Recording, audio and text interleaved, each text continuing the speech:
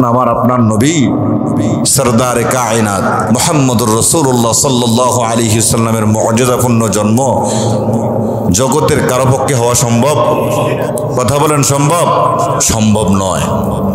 তিনি এমন ভাবে দুনিয়াতে আগমন করেছেন, তিনি বলেন যে আমি যখন আগমন করলাম পৃথিবীতে নারিকার অবস্থায়, খতনাকৃত অবস্থায় দুনিয়াতে আগমন করেছি। সুবহানাল্লাহ বলেন। এখন আপনারা বলেন পৃথিবীতে এমন কোন আল্লাহর বান্দা আছে যে দুনিয়াতে খতনাকৃত এবং নারিকার অবস্থায় জন্মগ্রহণ করেছে? কথা বলেন, করেছে? আপনাদের আওয়াজে বোঝা যায় মনে হয় করেছে। করেছে? করে নাই। আমরা কেমন নবীর উম্মত?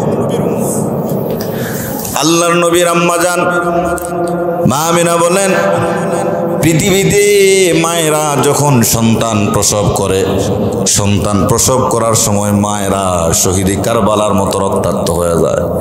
আমিনা বলেন আমার সন্তান যখন জন্মগ্রহণ করবে, আমার সন্তান দুনিয়াতে এসেছে, আমি মা ব্যথা কি জিনিস সেটা অনুভব করি নাই। সুবহানাল্লাহ বলেন।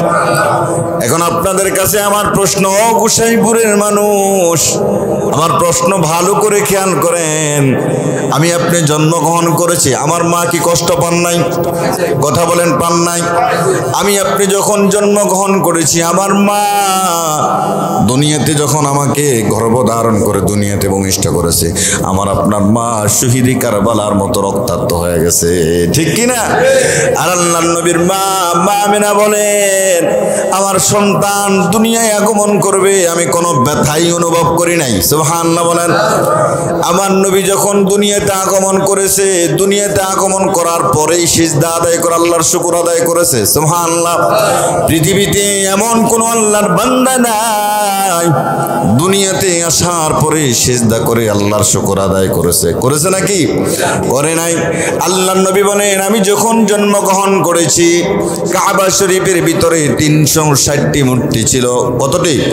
360টি। নবী বলেন এই 360টি মূর্তি আমি যখন দুনিয়াতে আগমন করেছি, 360টি মূর্তি সঙ্গে সঙ্গে সিজদায় পড়ে গেছে।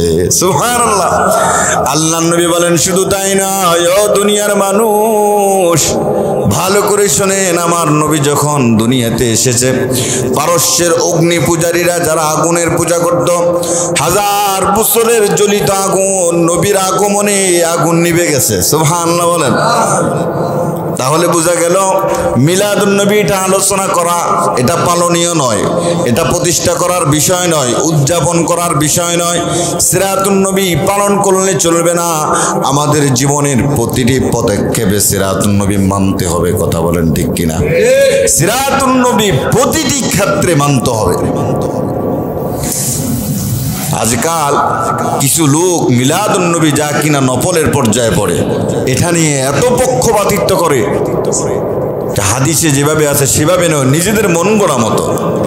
আর সিলাতুন নবী পালন করা ফরজ, সেটা যদি পালন করতে বলে তখন অনীহা প্রকাশ করে। কথা বলেন, ঠিক কিনা? তারা আবার মিলাদুন নবী নিয়ে স্লোগান দিয়েছে যে মিলাদুন নবী কায়েম করো, সিরাতুন নবী বন্ধ করো, মিলাদুন নবী কায়েম করো, সিরাতুন নবী লাথি মারো। নাউজুবিল্লাহ বলেন। কেমন পথভ্রষ্ট হলে, কেমন পাপিষ্ট হলে, কেমন জঘন্য হলে নবীর শানে এমন বেয়াদবি করতে পারে?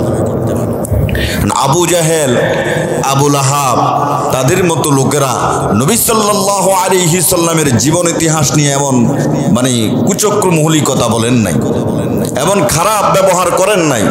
রাসূলুল্লাহ সাল্লাল্লাহু আলাইহি সাল্লামের নবুয়তের 40 বছরে তারা প্রশংসা করেছেন, নবীর প্রশংসা করেছেন, নবীর বিরোধিতা তারা করেন নাই। যখনই দাওয়াত দিতে গেছেন তখনই কি করেছেন?